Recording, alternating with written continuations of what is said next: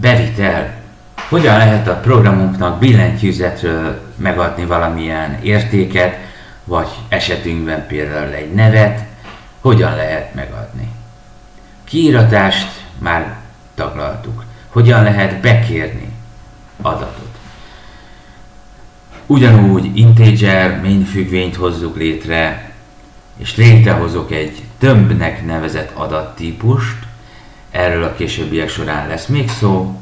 Legyen elég annyi, hogy a char az egy primitív típus, tehát egy kód, maga a C++ nyelvnek a része a char. Ez egy kulcs szó is, tehát ilyen nevű változónk nem lehet.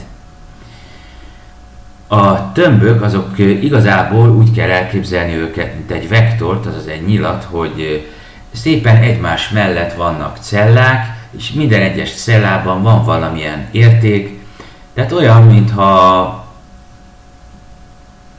Tehát igazából van érték, több értéket tartalmaz, és a tömb létrehozásánál C++-ban szükség van arra, hogy egy nyitó, illetve egy záró, szögletes, nem kerek zárójel, nem kapcsos zárójel, hanem szögletes zárójel.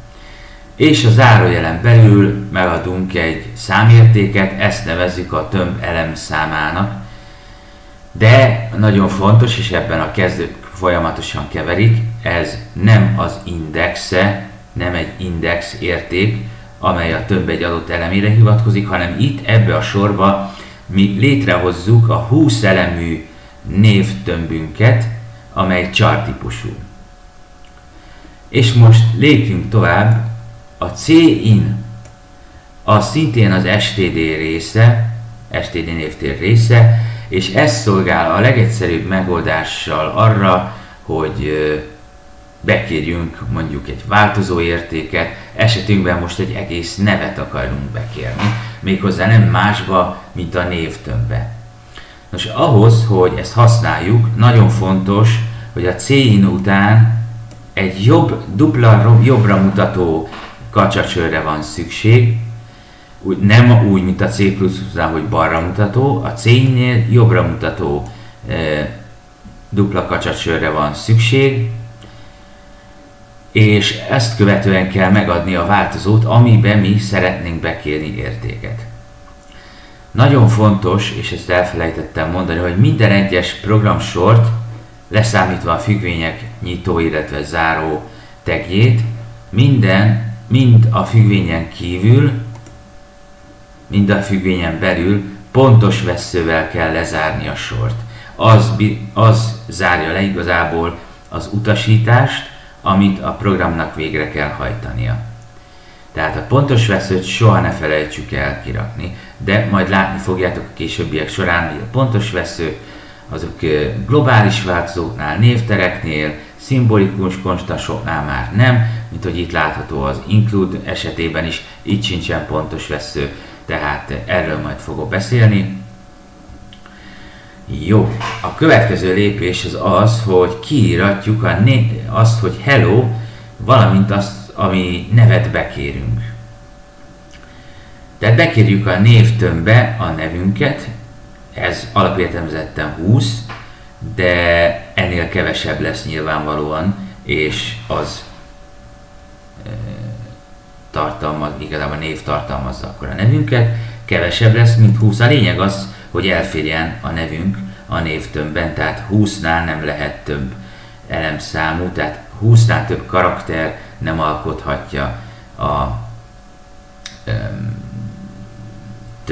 a adatbekérést. Kiíratás.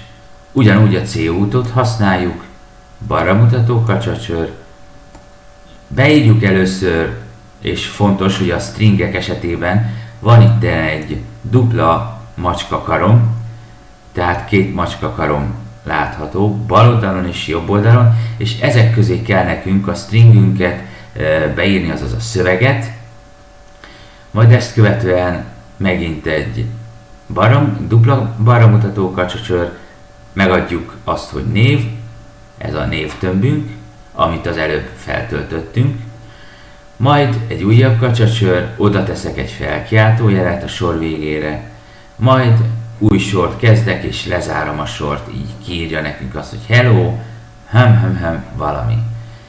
Lássuk is, hogy hogyan fog ez működni.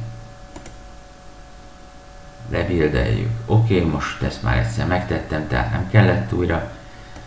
Elkezdjük futtatni, és mondjuk azt írom ki, hogy inkább maradjunk RP.